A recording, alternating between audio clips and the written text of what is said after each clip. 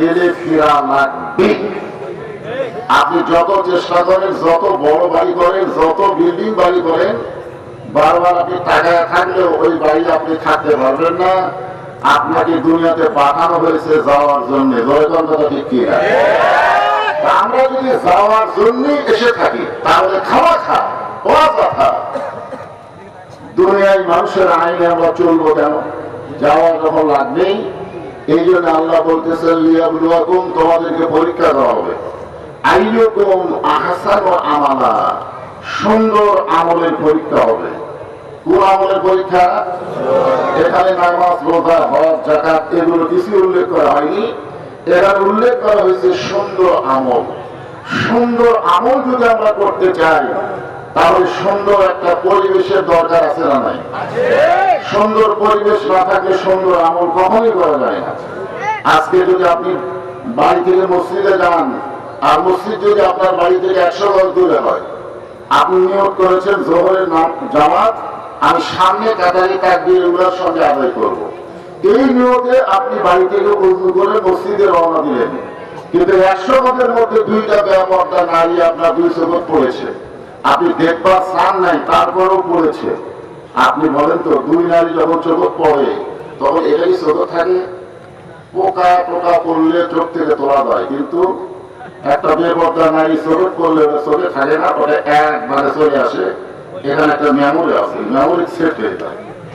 তো এখন সামনে কাতার যে আপনি নিয়োগ করলেন ইলা জিহাদিল কাবাতিশ শরীফাত আল্লাহু আকবার, মুখ আছে কাবার দিকে, চোখ আছে সিজদার দিকে, আর মন খালি বারবার বলতেছে রাস্তায় কি দেখলাম রে।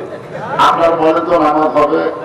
তাহলে মসজিদ শুধু পবিত্র করলে হবে না, যে রাস্তা দিয়ে আমরা মসজিদে যাবো এই রাস্তাটাও পবিত্র হওয়া লাগবে। ধরে কথা দেখি আজকে বাংলার মুসলমান শুধু মসজিদ আল্লাহকে দিয়ে দিছে। এই হুজুর দেখতেছেন না, এগুলো সব আমার। ওই সাইডে যা দেখতেছে এটা আমার চাচা, ওই সাইডে যা দেখতেছে আমার ভাই, এই সাইডে যা দেখতেছে আমাকে আপন জলে। এই এলাকার মধ্যে পাও দেওয়ার মতো জায়গা কেন নেই? তো সবই যদি তোমাকে হয় আল্লাহ, তো বলতেছে আল্লাহটা দেখবার গেলে 2 মিনিট হাঁটা লাগবে। আল্লাহটা দেখবার গেলে কয় মিনিট হাঁটা লাগবে? 2 মিনিট হাঁটার পরে মসজিদের সামনে গিয়ে বলতেছে হুজুর এখানেও আল্লাহ কিছু ছিল না, আমার চাচা আল্লাহ 10 শতক দান করছে, আর আমরা টাকা পয়সাতে আল্লাহকে একটা ঘর বানা দিচ্ছি। ফেরেশতারা বলতেছে আল্লাহ এই দেশের নাম কি? যেই দেশে তোমার কোনো জায়গা নেই, ওর চাচা দান করলে তুমি পাও, আর এরা টাকা পয়সাতে ঘর বানা দেয়, এই দেশের নাম কি? আল্লাহ বলতেছে ওই দেশের নাম হলো বাংলাদেশ, শুধু কোরআনের ওয়াজ আছে কিন্তু কোরআনের সমাজ নাই। যতদিন পর্যন্ত কোরআনের সমাজ কায়েম না হবে ততদিন পর্যন্ত মানুষ আঙ্গুল দিয়ে দেখাবে এটা আমার। আসলে আপনি যতই দেখান এই আঙ্গুল কিন্তু শাহাদাত আঙ্গুলি, আশহাদু আল্লা ইলাহা ইল্লাল্লাহ। তাহলে যে আঙ্গুলি দিয়ে আপনি আল্লাহ সাক্ষ্য দিচ্ছেন সেই আঙ্গুলি দিয়ে বলতেছেন এই বাগান আমার, তাহলে তো আপনি মনে মনে ফেরাউন হয়ে গেলেন। ফেরাউন বলতেছেন আমি কে আমি কে আমি কে, মানে নিজেকেই নিচ্ছিলেন না। আজকে এখানে যে আমরা বসেছি একটু মনোযোগ দিয়ে শুনবো। সুন্দর একটা পরিবেশ তৈরি করতে গেলে সুন্দর একটা সমাজ লাগবে। জয়গান কি লাগবে? সুন্দর একটা সমাজ যদি তৈরি করতে চান সুন্দর একটা রাষ্ট্র লাগবে। সুন্দর একটা রাষ্ট্র যদি গঠন করতে চান তাহলে মানুষের তৈরি সংবিধান দিয়ে হবে না, আল্লাহর কোরআনের সংবিধান লাগবে। জোরে বলেন কথা ঠিক কি না? আল্লাহর কোরআন অনুযায়ী যদি আমাদের বাংলাদেশ চলে তাহলে আমাদের বাংলাদেশটা কেমন হবে এখন আমরা দেখি নাই, দেখছি? আমরা সারা জীবন শুধু কোরআনের ওয়াজ শুনলাম, কিন্তু কোরআন আসলে কি এইটা আমরা এখনো দেখতে পাইনি। আমরা শুনতে পাইছি, যখন হাফেজ সাহেব কোরআন তেলাওয়াত করে, কারি সাহেব কোরআন তেলাওয়াত করে, বক্তারা কোরআন তেলাওয়াত করে, আমরা শুনতে পাই, কিন্তু আমরা তো দেখতে পাই না। আপনার বলেন তো শোনার গুরুত্ব বেশি না দেখার গুরুত্ব বেশি?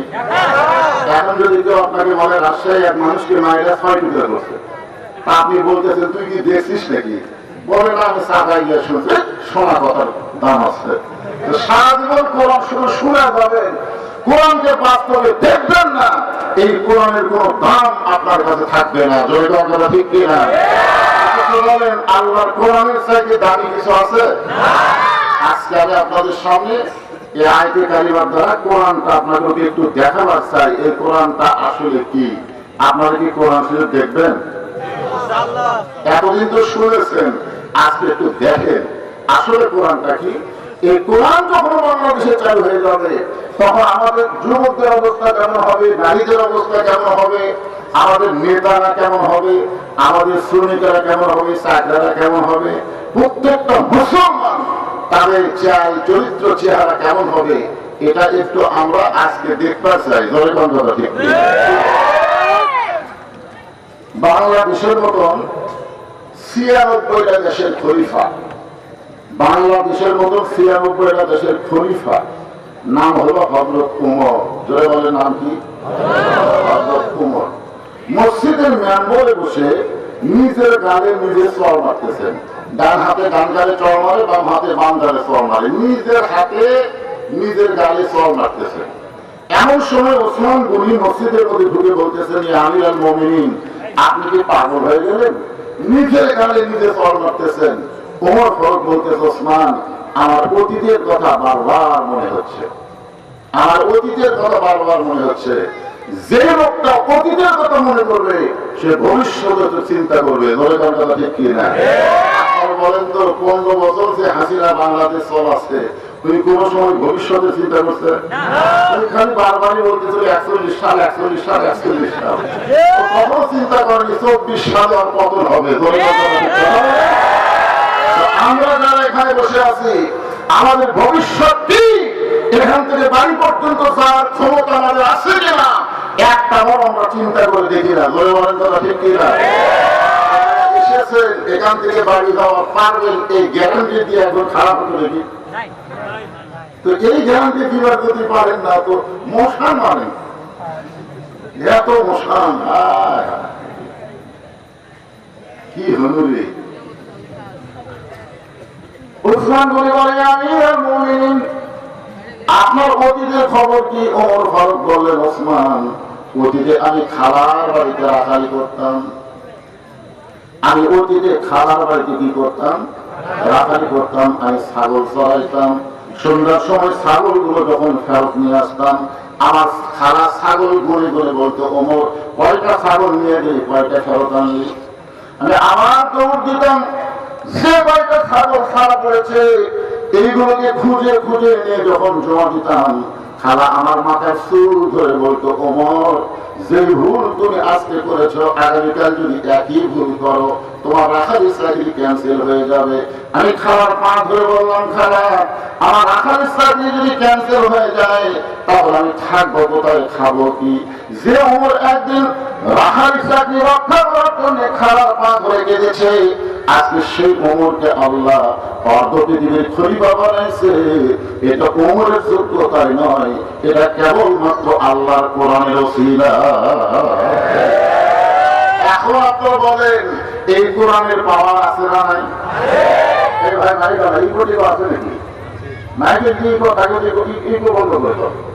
এই স্যান্সের শব্দ আমার ভালো লাগে না। খুব খেয়াল করেন যে একজন রাখালকে যদি আল্লাহ অর্থবিধি খলিফা বানায়, এটা আল্লাহ এমনি বানায় নাই, আল্লাহ কোরআনের কারণে বানাইছে। ঠিক না? সেই কোরআন বাংলাদেশে আছে না নাই? আজকে যারা কোরআন পড়ে, কোরআন পড়ায়, সে হাবিজি মাদ্রাসার খবর কি? আমরা আড্ডম বাড্ডম ঘরডম সাজায়, ঢাক ঢোল ঝাঁঝর বাজায়, এই বিদ্যা শিক্ষা দেয়, তাদের খবর কি? 90% মুসলমানের দেশে নেতারা 5% হিন্দুর কাছে ভোট নেওয়ার জায়গায় ইমান হারা হয়ে গেছে। কথা ঠিক কিনা? 90% মুসলমানের দেশে 5% হিন্দুর কাছে মূর্তির সামনে কি বলতেছে পাগলারা। হাসিনা যতদিন বাংলাদেশে না আসবে, এই হিন্দু সারা করে ভোট দিবি না। কথা ঠিক কিনা? যতই বলুক, এরা মুসলমানদের ভোট দিয়ে খাবে না। মুসলমান নাম নিয়ে হিন্দু করা হবে, তাদেরকে এরা করবে। ঠিক বললো ঠিক, না বললো ঠিক। যাকে আমার সেনা আছে তো।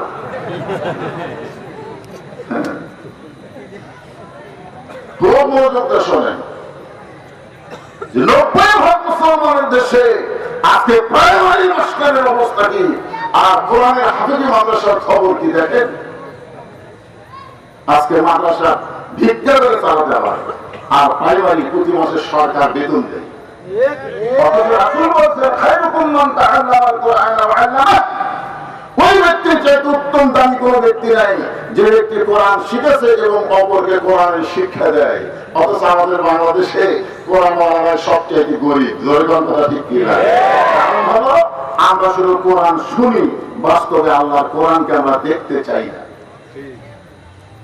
আমরা সবাই এক বাক্যে বলবো, সব দেখা হলো শেষ, আগামীতে আমরা দেখবো কোরআনের বাংলাদেশ। জোরে কথা ঠিক কি না? সব দেখা আমাদের শেষ হয়ে গেছে, আর কি দেখবেন? আরো দেখবেন? দেখেন, যা তাফসীর শুনতে আসছেন সেই কোরআনটা কি? অর্ধবিলীনের খলিফা হযরত ওমর শুধুমাত্র আল্লাহর কোরআনকে দেখার জন্য ছদ্মবেশে মদিনার অলি গলি ঘুরতেছেন, শুধুমাত্র আল্লাহর কোরআন দেখার জন্য, শোনার জন্য না, দেখার জন্য। সুবহানাল্লাহ বলেন। হঠাৎ হযরত ওমর দেখতে পায় বিস্তীর্ণ মরুভূমির মধ্যে একজন রাখাল উট আর দুম্বা চড়ায়। হযরত ওমর আল্লাহর কোরআনকে দেখার জন্য রাখালকে সালাম দিয়ে বললেন, রাখাল ভাই, আমার পেটে ক্ষুধা লাগছে, আমি উটের এক পেয়ালা দুধ চাই। রাখাল মুস্কি মুস্কি হাসে।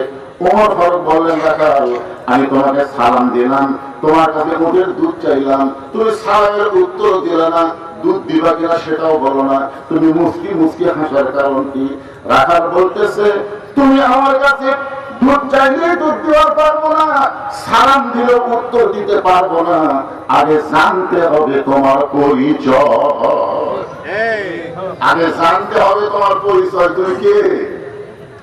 ওমর ফারুক চিন্তায় পড়ে গেলেন, আমি ছদ্মবেশে আল্লাহর কোরআনকে দেখার জন্য ঘুরতেছি, এখন যদি আমার পরিচয় দেই তাহলে তো গুমর ফাঁস হয়ে যায়। এমন সময় আল্লাহর কোরআন বলতেছে, ওমর, রাখাল যখন তোমার পরিচয় চাইছে, তুমি আসল পরিচয় দাও। আসল পরিচয় প্রধানমন্ত্রী, আসল পরিচয় এমপি, আসল পরিচয় মৌলানা, আসল পরিচয় বক্তা, এগুলো একটা আসল পরিচয় নয়।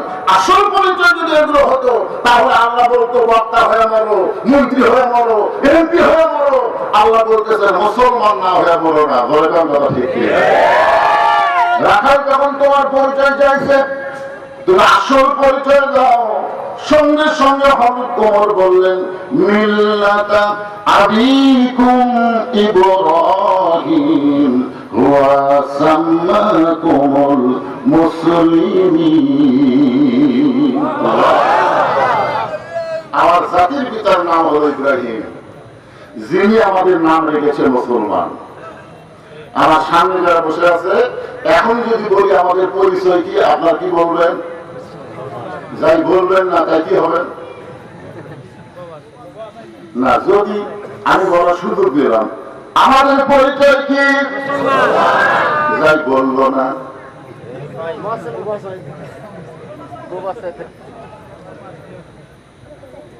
অমিনান নাসি মান ইয়াকুলু আমান্না বিল্লাহি ওয়া বিল ইয়াউমিল আখির ওয়া মা হুম বিমুমিনিন। এই মুসলমান বলার সুযোগ দেওয়ার পরে, কোরআনের আয়াত উচ্চারণ করার পরও যারা বললো না আমরা মুসলমান, আল্লাহ বলতেছে এরা মুসলমানের মধ্যে মুনাফিক। আমরা কি মুনাফিক হবো? আপনারা বলেন তো, মুনাফিক জাহান্নামের উপরে থাকবে না তলে থাকবে? ওই কাফেররা থাকবে জাহান্নামের উপরে, ওরা পেশাব পায়খানা করবে আর তলে থেকে এই মুনাফিকেরা খাবে। সাহাবারা বললেন, ইয়া রাসূলুল্লাহ, এই বদমাইশ মুনাফিক কোন দল থেকে হবে? আল্লাহ রাসূল কিছুক্ষণ কাঁদলেন। সাহাবারা বললেন, হুজুর কাঁদলেন কেন? রাসূল বললেন, ইহুদির মধ্যে, খ্রিস্টানের মধ্যে, হিন্দুর মধ্যে কোনো মুনাফিক নাই, মুনাফিকের আবার হবে মুসলমানের ভিতরে। গোটা পৃথিবীর যত মুসলিম দেশ আছে, সবচাইতে বড় মুনাফিকের দেশ হলো বাংলাদেশ। কারো কথা ঠিক নাই, কে কি বলতেছে? হায় হায়। এইবার একটু আজকে আমরা সুযোগ দেব। আমাদের পরিচয় কি? আরো জোরে জোরসে বলুন। এখানে ফেরেশতা আছে না নাই? ফেরেশতারা বলতেছে, আল্লাহ বক্তা বলতেছে আমাদের পরিচয় কি, সবাই বলতেছে আমরা মুসলমান। আল্লাহ বলে যত বড়ই পাপী হোক না কেন, আমি ওদের নামটা মুসলমানের মধ্যে কবুল করে নিলাম। সেটা আল্লাহ পাইতে পারে না। তোমার ফারুক বললেন, রাখাল আমার পরিচয় যখন জানতে চাচ্ছ, আমি হলাম মুসলমান। রাখাল মুসকে মুসকে হাসিয়া বলে, আসল না নকল? তোমার হচ্ছল করছে, যেই বলছে আসল না নকল। কারণ আপনাদের মধ্যে এমন মুসলমান আছে যারা এখনো মাগরিব এশার নামাজ পড়েনি। এরকম কিছু মুসলমান আছে না? মাগরিব এশার নামাজ পড়েনি, এমনকি ফজরও পড়বি না, এরপরেও দাবি করতেছে আমরা মুসলমান। আপনারা বলেন তো, বাইনাল আব্দু ওয়াল কুফরি তরকুস সালাত। বুখারী শরীফের হাদিস, রাসূল বলতেছেন, বান্দা আর কাফেরের মধ্যে পৃথক করার জিনিসটার নামই হলো নামাজ। যে নামাজ পড়বে সে হবে মুসলমান, আল্লাহর বান্দা, আর যে ব্যক্তি নামাজ পড়বে না সে হলো কাফের। যারা মাগরিব এশার নামাজ পড়েনি, আপনি যদি এখন নিয়ত করেন যে ফজর থেকে একটা ওয়াক্ত নামাজ আর বাদ দেব না, আল্লাহ বলে নিয়ত করার সঙ্গে সঙ্গে যত নামাজ না পড়ার পাপ হয়েছে আমি আল্লাহ সব মাফ করে দিলাম। তাহলে নিয়ত কি করা যায়?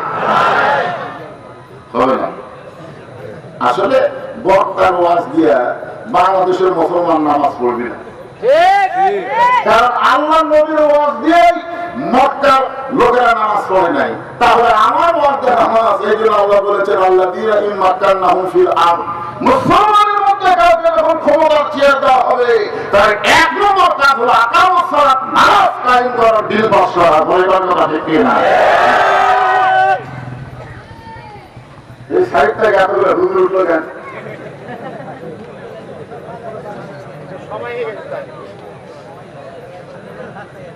এই কোন ফাঁকা ফাঁকা ওই জায়গাতে যারা দাঁড়িয়ে আছেন তারা বসে, যারা দাঁড়িয়ে আছে বড় ওই ফাঁকা ফাঁকা বসো, সামনে ফাঁকা পাবেন না। ফাঁকের মধ্যে শয়তান বসে। শয়তান কি মানুষের শত্রু না বন্ধু? শয়তান কোন সময় চাবে আল্লাহ কোরআন দেখুন, খালি কোরআন শুনবি। আজকে কোরআন দেখেন।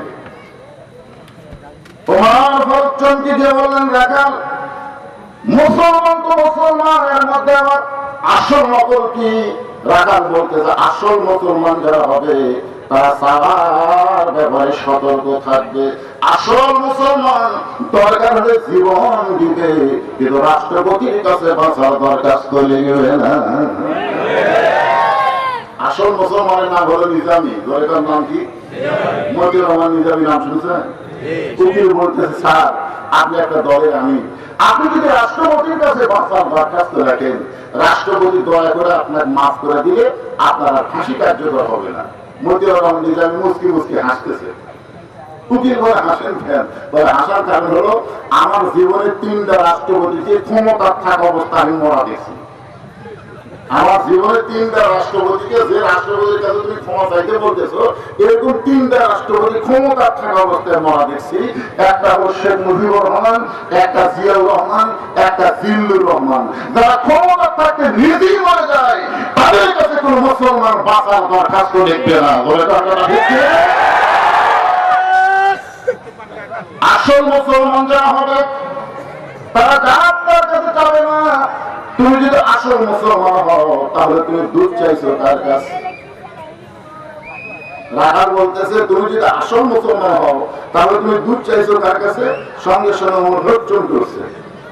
আল্লাহ কোরআন যখন দুনিয়াতে চালু থাকে, উমর যদি ভুল করে, একটা রাখাল পর্যন্ত সেই ভুল ধরতে পারবে। ঠিক কিনা? আজকে আপনাদের মসজিদে আল্লাহ কোরআন চালু আছে দেখে ইমাম সাহেব 4 রাকাত আসরের নামাজে 3 রাকাতে যদি বসে, সামনে কাতারে মুসল্লির অত খেয়াল নেই, কিন্তু দ্বিতীয় কাতার থেকে অটো ভ্যান চালায়। চিন্তা করে কিন্তু আসরের নামাজে 2 বৈঠক, একটা 2 রাকাত, একটা 4 রাকাত, হুজুর যে 3 রাকাতের মধ্যে বসলো, যে আল্লাহু আকবার বলছে, ইমাম মনে মনে বলতেছি, তুই যতই লোক না দে, এতদিন 4 রাকাত পড়াছি, আজকে 3 রাকাতই বসবো, আমি 41 সালের আগে ও না। এই কথা বলে ইমাম যদি বসে থাকে, আপনারা বলেন তো মুসল্লিরা কার পক্ষে হবে? নেতার পক্ষে হবে না ভ্যানার পক্ষে হবে? কারণ মসজিদের মধ্যে ইমামের আইন চলে না, মসজিদের মধ্যে আল্লাহর আইন চলে। যখন দুনিয়াতে চালু হবে তখন কোন মানুষের নেতৃত্ব চলবে না, নেতা হবে মুহাম্মদ রাসূলুল্লাহ, আল্লাহ হলেন শাসনকর্তা। বলে কথা ঠিক না? সুযোগ দিয়েছে আপনার বলেন তো, ভুল স্বীকার করলে তওবা করার সুযোগ আছে না? আওয়ামী লীগ যদি মনে মনে হয় তাহলে মেম্বার, চেয়ারম্যান, এমপি, মন্ত্রী, এমনকি প্রধানমন্ত্রী, এমনকি জাতীয় মসজিদের খতিব পর্যন্ত ভুলে গেছে। এই দল করা তো আমরা ভুল করছি, আমরা এই দল করবো না, আমরা তওবা করে ভালো দলে ভোট দেবো। আল্লাহ মাফ করবি কি করবি না? করবে কি করবে না? কারণ ভুলটা স্বীকার করে যদি তওবা করে আল্লাহ বলে তোর আগের জীবনে সব পাপ আমি নষ্ট করবো। রাখাল বলতে পথিক, উমর ফারুককে বলতে পথিক, ভুলটা যখন স্বীকার করেছো তাহলে আল্লাহ তোমাকে তওবা করার সুযোগ দিয়েছে। উমর ফারুক বলে তাহলে আমি তওবা করি। রাখাল বলে তুমি মূর্খ মানুষ, তুমি তওবা কেমনি করবা? উমর ফারুক বলে আমি মূর্খ মানে? রাখাল বলে সাওয়ার ঘরে ব্যাপারটা সতর্ক হয় না, সে হলো দুনিয়ার সবচাইতে বড় মূর্খ। আজকে যারা বলতেছে আমার দয়াল বাবার দরবারেতে কেউ ফিরে না খালি হাতে, আপনার বলেন তো এরা জ্ঞানী না মূর্খ? এরা জ্ঞানী না মূর্খ? মূর্খের সাথে দয়াল বাবা বানাইছে। ঠিক কিনা? যদি জ্ঞানী হতো তাহলে বলতো আমার দয়া আল্লাহর দরবারেতে কেউ ফিরে না খালি হাতে, আল্লাহ আল্লাহ আল্লাহ। বাবার জায়গা কি ঢুকান লাগবে? আল্লাহ ঢুকান লাগবে। কি ঢুকান লাগবে? আল্লাহ আল্লাহ জিকির করা লাগবে। আজকে অধিকাংশ বাংলাদেশের পীরের ভন্ডের আস্থা নাই এইরকম বাবার জিকির হয়। জয় বলেন করা ঠিক কিনা? এমন জিকির করে আল্লাহরে ধন নবীরে দিয়ে আল্লাহ আছে গায়েব হইয়া নবীর ধন খাজা নিয়া শুয়া আছে আজমিরে কেউ ফিরে না খালি হাতে, খাজা রে তোর দরবারে। এক ভাই বললো নাউজুবিল্লাহ, আপনার কি বললো? সুবহানাল্লাহ। সুবহানাল্লাহ হবে না? রাখাল বলতে তুমি মূর্খ মানুষ, তুমি তওবা কেমনে করবা? কারণ আমি তওবা করাই, তুমি আমার সঙ্গে তওবা করো। এবার হয়তো তোমার শ্রদ্ধা তোর দর করে পানি পড়তেছে আল্লাহ। তোমার কোরআন যখন দুনিয়াতে চালু থাকবে, উমর যদি ভুল করে একটা রাখাল পর্যন্ত তাকে তওবা করানোর সাহস পাবে।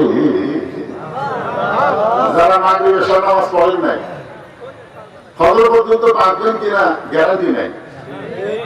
আমি তাদেরকে লক্ষ্য করে বলতেছি, এবং যারা আমরা মাগরিবের নামাজ পড়েছি যেভাবে পড়া দরকার সেভাবে হয়তো করতে পারি নাই, এই কারণে সকলেই আমরা আল্লাহর কাছে তওবা করবো। তওবা করতে কোনো শরম আছে?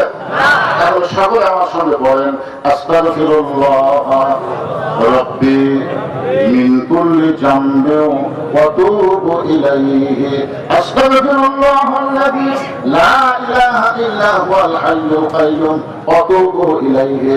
ওমর ফারুক তওবা করার পরে বলতেছে, ও রাখাল ভাই, আল্লাহ রাসূলকে এক পেয়ালা দুধ দাও, যে দুধটা পান করে আমি ক্ষুধা তৃষ্ণা নিবারণ করতে চাই।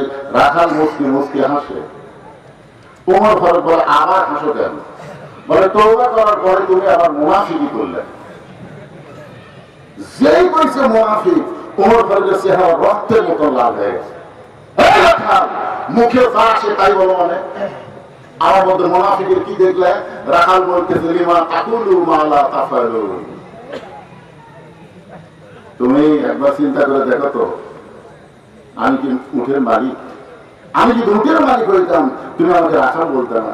আর যখন রাখাল বলতেছো তখন তোমার মন বলতেছে মুখের মালিক না, তোমার মুখের সাথে মনেরই মিল নেই। আর মালিক বাদে কেউ যদি রাখালের কাছে চায়, রাখাল আল্লাহ রাস্তায় চাইলেও দিবার পারবে না। যারা প্রমাণ আমি নিজে যা প্রমাণ। আমি পাবনা মাহফিল থেকে টেস্টের কেবল নামছি, ইতিমধ্যে এক লোক দৌড়ে এসে হাতে 100 টাকা দিয়ে একটা হুজুর দোয়া করে। 600 টাকা পরে থেকে বললাম, বাবা কি দোয়া? হুজুর আমার বইয়ের পেটে বাচ্চা আছে, আল্লাহ একটা পুত্র চাই। যেই বলছে আল্লাহ একটা পুত্র দেয়, আমি পকেট থেকে 200 টাকা দিয়ে দিয়েছি।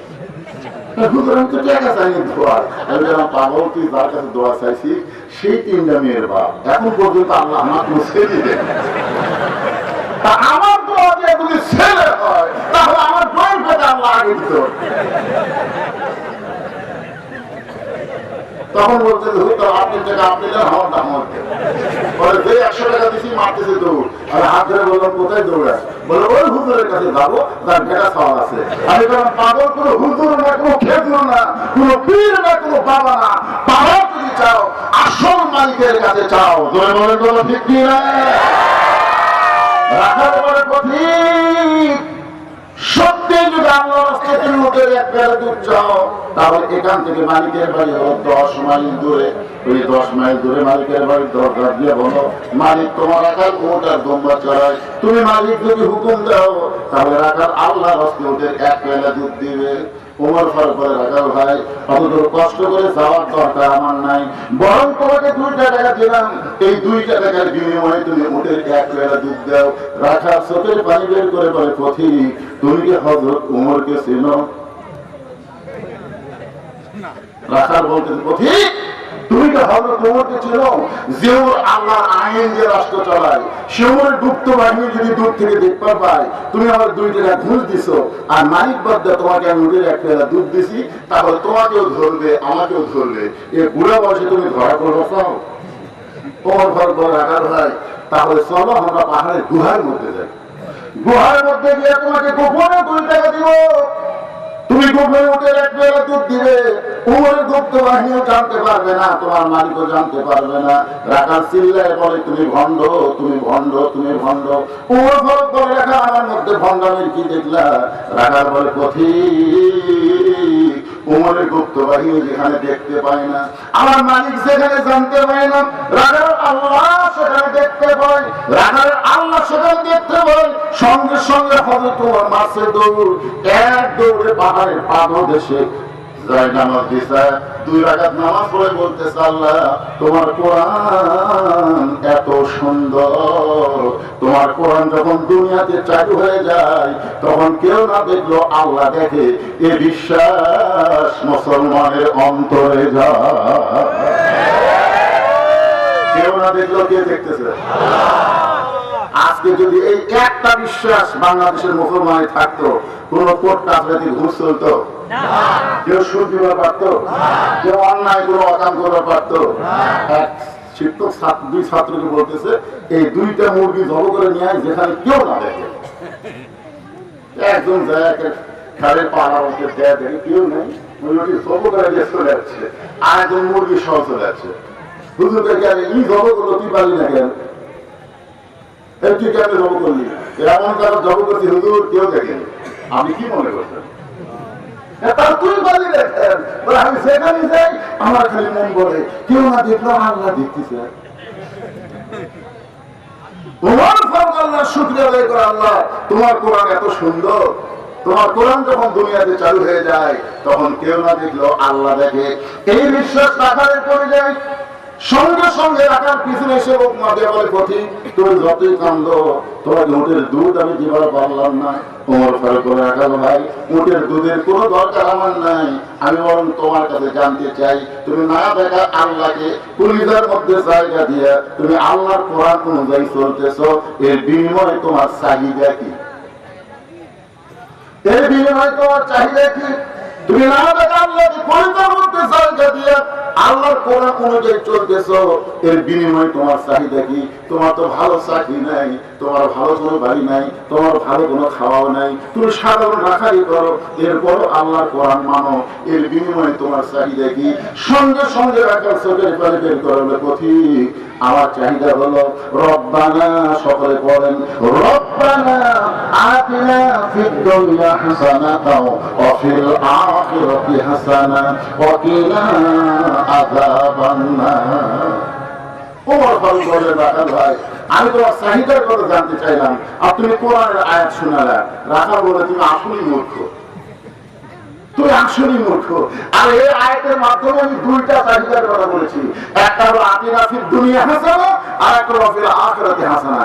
দুনিয়ার সৌন্দর্য হলো আমার সারা জীবনের চাহিদা।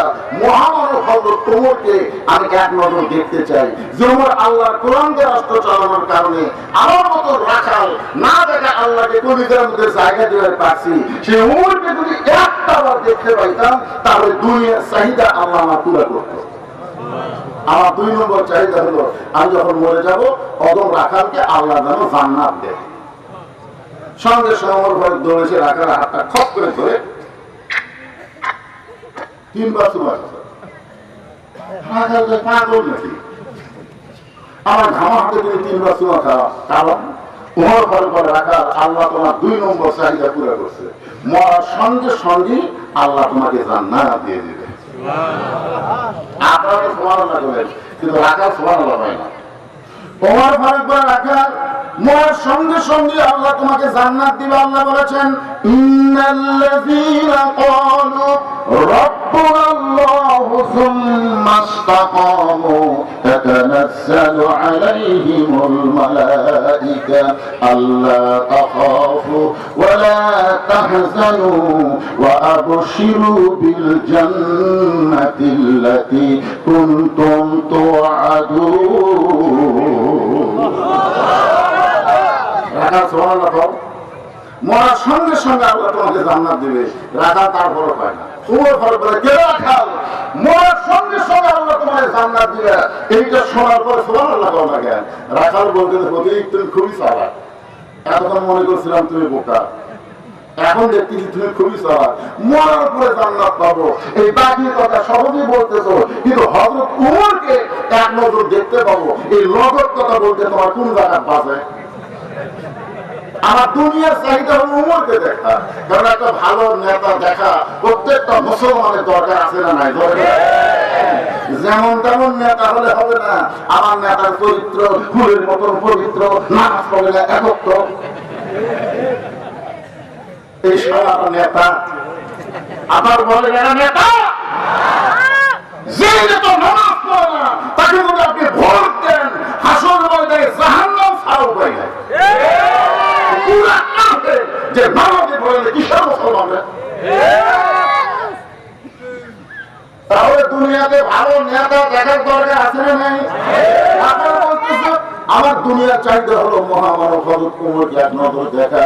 সেই নগদ কথা তুমি না বলে মরার পরে জান্নাত পাবো, এই বাকি কথা তুমি বলতেছো।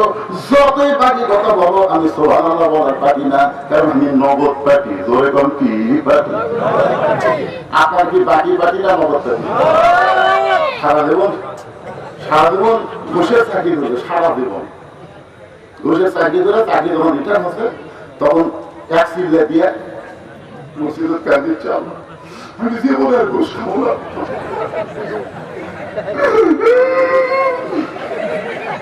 দুই কান্দের ফেরেশতাকে আল্লাহ এত সওয়াল মারা দরকার। যতদিন ঘুষের চাকরি করছে ততদিনই কান্দেনি, যে রিটার্ন করছে আর কান্দিচ্ছে কি? যখন হবে চামড়া ঢিল আল্লাহর সাথে দিবে মিল, আর যতদিন থাকবে চামড়া টাই আল্লাহর সাথে করবে ফাইট। একটু মনোযোগ দিয়ে শোনেন। ওমর ফারুক চিন্তায় পড়ে গেলেন, আমি যে ওমর এইটা রাখালকে কেমনে বলবো? যে রাখাল আমাকে তওবা পড়াছে, ধরে কোন কি পড়াছে? যে রাখাল আমাকে মুনাফিক করেছে, যে রাখাল আমাকে ভণ্ড করেছে। এখন যদি বলি রাখাল ভাই তুমি যে ওমরকে দেখতে চাও আমি হইলাম সেই ওমর, বলাও সারা, রাখাল হাত ফেল করে মরাও সারা। কারণ যে ওমর রাস্তা থেকে শয়তান কয়েকদিন যায় না, ধরে বলেন কয়েকদিন যায় না। এখন যদি বলে রাখা তুমি যে ওমরকে দেখতে চাও হানিবে, বলার মাত্র ওমর ভালো চিন্তায় পড়ে গেলেন কি করবেন। এমন সময় আল্লাহর কোরআন এসে বলতেছেন উদউ ইলা সাবিলি রাব্বিকা বিল হিকমাহ। ওমর এটা না বলে কি বল হাসিনার 15 বছর আর হক কথা কিন্তু বলা ছাড়িনি। আমার ওয়াজের আগে শুনছেন তারা জানেন আমি এমন এনজয়ের মার দিতে বলেন আওয়ামী লীগের হাসিয়া চলে গেছে, বাড়ির জায়গাকে কিন্তু পরিচয় মেরে গেল। আমার সামনে হাসি দেখি, কিন্তু আসল জায়গা করেছে। হেকমতের মার ধরে কিসের মার ওমর ফারুক বললেন, রাখা সত্যি যদি ওমরকে দেখতে চাও তাহলে তোমাকে ফজরের নামাজ সামনে কাতারে আদায় করা লাগবে। ফজরের নামাজ যদি সামনে কাতারে আদায় করো, মেহরাবের মধ্যে যে মানুষটাকে দেখবা ইমামতি করতেছে, ওই মানুষটি হলেন হযরত ওমর। তার মানে বোঝা গেল, এই কোরআন দিয়ে যখন রাষ্ট্র চলবে, প্রত্যেকটা নেতাকে ইমামতি করার যোগ্যতা কথা কয় না। আল্লাহর কোরআনে রাষ্ট্র চললে ইমামতি করার যোগ্যতা থাকা লাগবে। এই কারণে যারা ইমামতি করবার পারবে না, তারা কোনোদিনও বাংলার জমিনে আল্লাহর কোরআনের আইন চাইবে না। বলে কথাটা ঠিক কি? আমার নিজের চোখে দেখা, নিজের চোখে তিনজন মুসলিম মসজিদের মধ্যে ইমামের মায়ের অসুখ, ইমাম দিয়ে গেছে হাসপাতাল। এখন এলাকায় বারবার ঘড়ি দেখে। আমি এখন মসজিদের মধ্যে ঢুক করে যাই, দেখি না আমাদের টাইম হয়ে গেছে, বুঝলেন? যারা ঘড়ি দেখতেছে হুজুর পাচ্ছে না, তা আমি পারি তো আমার সামনে দিবি। চিন্তা করলাম, দেখি তাকে তোর কে খবর কি আর এই তিনজনকে চিনি, একটা আওয়ামী লীগ, একটা বিএনপি আর একটা থানা। আমি তিনজনকে চিনি, দেখি আর তোর ইমামকে। কিন্তু বড় আওয়ামী লীগের লোক বলতেছে, ভাই টাইম চলে গেল রে, হুজুর তখন কেউ আসলো না, ইমামতি কে করবে? বিএনপি বলতেছে জানা তুই যা। তখন জামাত বলতেছে আপনার দল ক্ষমতা আছে আওয়ামী লীগ, আপনি যান। ঘাড়ে পাগলা, কোন নামাজ পড়ে রাখা তাই ঠিক মতো জানি না, আমি ওই কথা চাই। বিএনপি বলতেছে ধরো তো আগামত দিলেও ভাই সামনে দেওয়ার পারবো না, কারণ বাংলাদেশে বহু দল থাকলেও ইমামতি করার যোগ্যতা সব দলের নাই। ধরে সত্যি যদি ওকে দেখতে চাও, তাহলে ফজরের নামাজ তোমাকে সামনে কাতার আদায় করা লাগবে। সামনে কাতারে যদি নামাজ পড়তে পারো, মেহরাবের দিকে লক্ষ্য করে দেখবা যে মানুষটা ইমামতি করতেছে, ওই মানুষটি হলেন হযরত ওমর। রাখাল চোখের পানি বের করে কাঁদতেছে। ওমর ফারুক বলে, রাখাল ভাই কান্দার কারণ? বলে, আমি বারান্দায় নামাজ পড়ি, আমি মসজিদের ভিতরে ঢোকার সাহস পাই না। ওমর ফারুক বললেন, বারান্দায় নামাজ পড়ো, মসজিদের ভিতরে ঢোকার সাহস পাও না কেন? রাখাল বলে, তুমি জানো না মসজিদের মধ্যে দামি দামি সাহাবী থাকে, ওই দামি দামি সাহাবীর মধ্যে আমি রাখাল কেমনে যাই? এই জন্যই বারান্দার নামাজ পড়ি ভাই। ওমর ফারুক বলেন, রাখাল তুমি বারান্দার নামাজ পড়ো, তুমি কম দামি, আর মসজিদের মধ্যে যারা নামাজ পড়ে এরা বেশি দামি, এই বুঝতে কম কিলো পেয়েছে। আল্লাহর আইন হচ্ছে ইন্না আকরামাকুম ইনদাল্লাহি আতকাকুম। ওই ব্যক্তি সবচেয়ে দামি হয় যার কলিজার মধ্যে আল্লাহর বেশি হয়। আপনার মনে করতেছেন আমি সিয়ারে বসবাস করতেছি, আমি বেশি দামি, আর আপনার সড়ক বসবাস শুনতেছেন আপনার কম দামি। এটা কখনোই মনে করবেন না। হাসরের ময়দান অনেক বক্তাকে আল্লাহ তক্তা বানায় জাহান্নাম দেবে, অনেক ছোটাকে আল্লাহ বিনা হিসাবে জান্নাত দিয়ে দিবে। আল্লাহর কাছে দামি কে? চারতলা পাঁচতলা লোক বেশি দামি না মালিক ধোঁয়ায় সে বেশি দামি? আল্লাহর কাছে দামি হচ্ছে ইন্না আকরামাকুম ইনদাল্লাহি আতকাকুম। ওমর ফারুক রাখাল ভাই, ভিতরের ঘরে দামি, তুমি কম দামি, এই বর্তমানে কে দিল? ওমরকে যদি দেখতে চাও তাহলে ফজরের নামাজ তোমাকে সামনে কাতারে আদায় করা লাগবে। রাখাল বলতেছে, আজকে এশার নামাজ পড়ার পরে আমি আর বাড়ি যাচ্ছি না। ওমর ফারুক বললেন, কেন? বলে, ফজরের নামাজ সামনে কাতারে ধরা লাগবে, তাহলে এশা করে বাড়ি গেলে যদি আসতে দেরি হয় দরকার নাই, এশা করেই আমি ফজরের নামাজ সামনে ধরার চেষ্টা করবো। ওমর ফারুক বলে, রাখাল ভাই 5 ওয়াক্ত নামাজের মধ্যে 3 ওয়াক্ত তাড়াতাড়ি আর 2 ওয়াক্ত লম্বা কেন বলতো? আসর, মাগরিব, এশা। আসর শেষ নামাজ মাগরিব, মাগরিব শেষ নামাজ এশা, এই 3 ওয়াক্ত তাড়াতাড়ি, আর এশা থেকে ফজর, ফজর থেকে যোহর, এই 2 ওয়াক্ত লম্বা কেন? রাখাল বলতেছে, আমি তো জানি না। ওমর ফারুক বলতেন, তাহলে শোনো, ফজর থেকে যোহর আল্লাহ লম্বা সময় দিচ্ছে, এই লম্বা সময়ের মধ্যে তুমি ব্যবসা করবা, বাণিজ্য করবা, রাখালি করবা, চাকরি করবা, বাকরি করবা, এইগুলো কাজ কাজ করতে গিয়ে তোমার দেহের যে ক্ষয় হবে, এর সাথে ফজর আল্লাহ লম্বা সময় দিচ্ছে, এই লম্বা সময় তুমি ঘুম পারলে ওই ক্ষয়টা আল্লাহ ঘুমের মাধ্যমে পুরা করে দিবে। তাহলে এশা নামাজের পরে তোমার যদি চোখে ঘুম ধরে, রাখাল বলতে ঘুম যদি ধরে, তাহলে মসজিদের মধ্যে কোন এক জায়গায় ঘুমায় রাখবে। যেই বলছে মসজিদের মধ্যে কোন এক জায়গায় ঘুমাবো, ওমর ফারুকের চেহারা রক্তের মতো লাল হয়ে যায়। মসজিদের মধ্যে ঘুম পাড়ার দলিল দে। তুই যে মসজিদ ঘুম পারবো তার একটা দলিল থাকা লাগবে না, কথা তার একটা দলিল থাকা লাগবে না।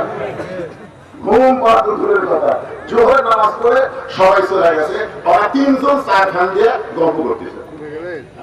জোহরের নামাজ পড়ে সবাই চলে গেছে, ওরা তিন মুসল্লি চার খান দিয়ে গল্প করতেছে, এক ঘন্টা হয় গল্প ছাড়ে না। আল্লাহ সবাই চলে গেল, এরা তিনজন যে চার ঘন্টা গল্প করতেছে কি আল্লাহ বলতেছে, এই যে গল্প করার সময় মাথার উপর যে ফ্যান ঘুরিছে হলো বীরের বউ মুরিদ হয় না। আল্লাহর বান্দার একটু মনোযোগ দিয়ে শোনেন। ওসমান গনি বলতে ভাইজান আপনি সিরিনি ভাই শুধুমাত্র বারবার দেখার কারণে আপনি এত রাগ করেছেন। আজকে ওসমান গনি বসলেন, বসার পরে বলে ভাইজান কোনদিন সামনে কাদের দেখি নাই, আজকে সামনে কাদের দেখতেছি, কারণ কি? রাখাল বলতেছে দেখার জন্য, কারণ হলো বারান্দা খালি নামাজ পড়ি, আজ সামনে কাদের আছে দেখার জন্য। ওসমান গনি বলতেছে দেখা হলে কোন কি আমার চোখ যে ভালো, আমার উঠ যদি 1 কিলো দূরে থাকে তাও আমি দেখতে ভাই, দেখার জন্য আসছে ভাই। ওসমান গনি বলতে ভাইজান কয়েক বছর হলে সামনে কাদের নামাজ পড়ি, এখন পর্যন্ত আমার দেখা ভাগ্য হলো না। চুপ করছে। কি বললেন? ওসমান গনি বলতেছে কয়েক বছর হলে সামনে কাদের নামাজ পড়ি, এখন পর্যন্ত আমার দেখার ভাগ্য হলো না। রাখাল বলতেছে আমার দিকে তাকায় থাকেন, দেখি তো আপনার চোখের মনির খবর কি। ওসমান রাখার দিকে তাকাইছে, ওসমান আঙ্গুল রাখার আঙ্গুল দিয়েছে, ঠিকই তো আপনারা কয়েক বছর সামনে কাটা নামাজ পড়েন, এখন পর্যন্ত দেখা হয়নি। ওসমান গনি বলে না ভাই, ওসমান গনি যাকে দেখার জন্য সামনে কাটা নামাজ পড়ে তিনি হলেন আমার আল্লাহ। আল্লাহ রাসূল বলেছেন আনতা বুদুল্লাহ কান্নাকা তারাহু ফাইন লাম তাকুন তারাহু ফাইন্নাহু ইয়ারাকা। তুমি যখন আল্লাহর ইবাদতের মধ্যে শামিল হবে, বিশেষ করে সিজদার মধ্যে যখন যাবে, সিজদার মালিক আল্লাহকে দেখতে পাবে। আল্লাহ যদি দেখা সম্ভব না হয়, আল্লাহ তোমাকে দেখতেছে, এই বিশ্বাস তোমার কলিজার মধ্যে আসবে। ওসমান গনি দেখতে আসে কাকে? জোরে বলেন। আর রাখাল দেখতে আসে কাকে? এবার রাখাল বলে ভাইজান কয়েক বছরের সামনে কাঁদরে যখন আসতেছেন দেখা হয় না, আজকে আমি আপনাকে দেখাই দিব, আপনি আমার হাত ধরেন। রাখাল ওসমান গনিকে বলতেছে ভাইজান কয়েক বছরের সামনে কাঁদরে আসেন, দেখা হয় না, আজকে আমার হাত ধরেন, আমি নিজেও দেখবো এবং আপনাকেও দেখাই দিব। সঙ্গে সঙ্গে আল্লাহর কোরআন এসে বলতেছেন ইয়া আইয়ুহাল্লাযীনা আমানুত্তাকুল্লাহা ওয়া কুনু মা'আস সাদিকিন। এই বান্দারা আল্লাহর ভয় যদি তোমাদের ভিতরে রাখতে চাও, তাহলে তোমরা সত্যবাদী সাথী হও, সত্যবাদী দল করো, সত্যবাদী ভোট দাও। আপনার বলেন তো সত্যবাদী কারা? আপনারা বলেন তো আল্লাহ সাইকের দোষ কি? ইসলাম প্রচার তো বিষয়টা করতেছে, আমার সময় গোল লাগাচ্ছে।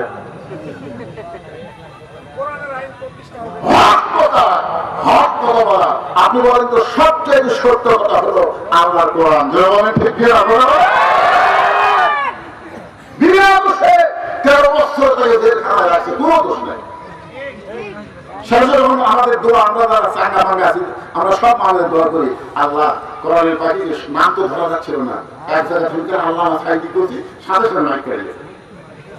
কি সারা ফাঁকিবাদী আসলো জানেন, সাইদি হুজুরের নামই বলেছে। তবে আমরা নাম করছি কোরআনের পাখি। ওটার নাম কি?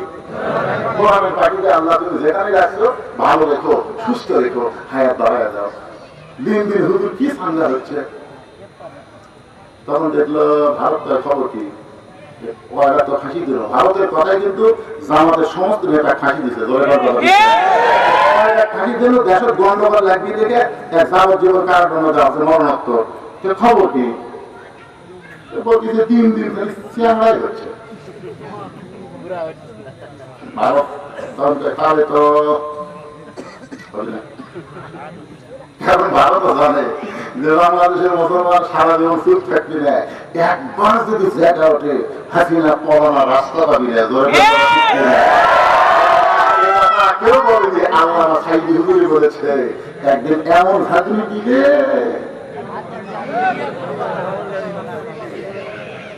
তখন দুইজন মন্ত্রী গেল ভারত, সেখান থেকে ফিরে আসে 2 দিন পর আল্লাহ সাইদিকে কারাগার থেকে বের করে হাসপাতালে নেওয়ার একটা নাটক করলো।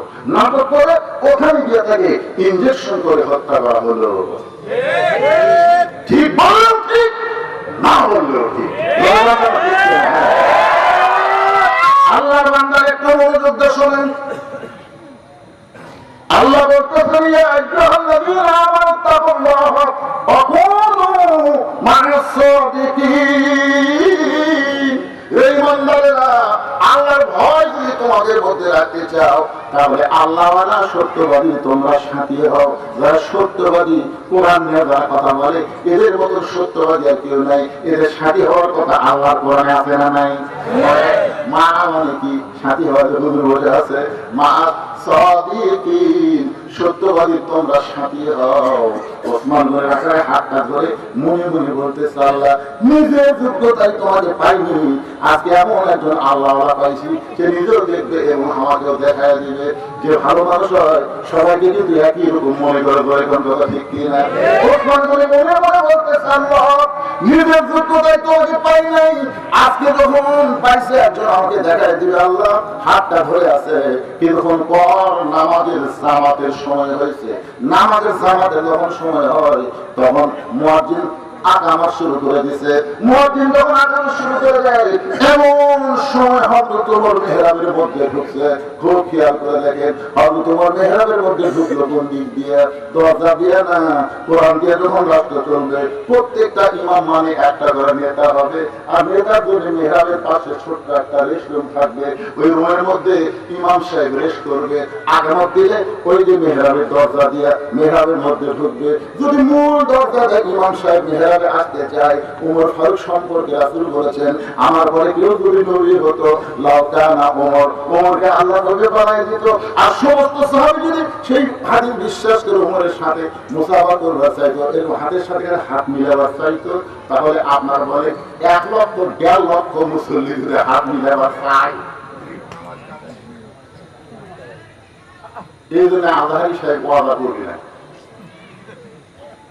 এখন 300 পুলিশ লাগে, 300 পুলিশ লাগে, 500 পুলিশ কথা বল না কেন, 300 পুলিশ লাগে। তাছাড়া মানুষ আমি মাহফিল শেষ করে মনোরাত করে বসে ফেলি। কি জন্য আমি না মিলে বলতে 2-1 জীবনে শেষ মনে করে এমন করে ঘরে ভাই, কিন্তু তোমার আঙ্গুলের বল নাই, ডায়াবেটিস রোগ, খালি ব্যথা করে থাকে।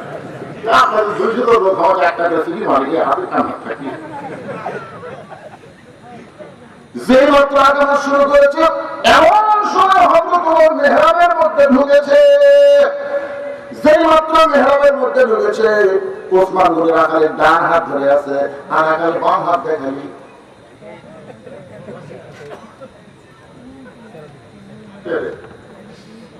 এটা তুমি বুঝতে পারছি, এটা তো প্রতি রাখার যেই মাত্র মতির বলছে কাটকামাতে সারা, সঙ্গে সঙ্গে রাখার আল্লাহু আকবার।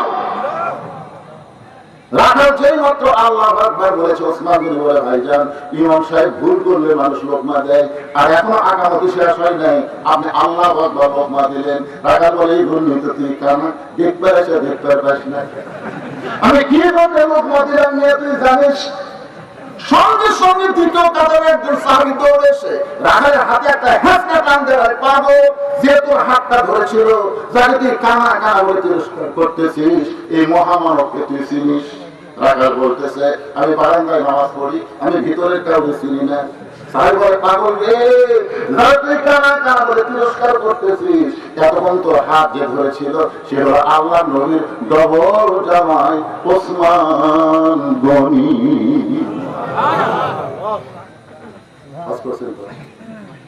যারা হাদিস সাহেব তারা জানে, যারা হক করেছেন তারা সকলে যায় জান্নাতুল বাকির মধ্যে ঢুকতে গেলে সর্বপ্রথম যে কবরটা পাওয়া যায় সেই কবরটা হলো ওসমান গনির কবর।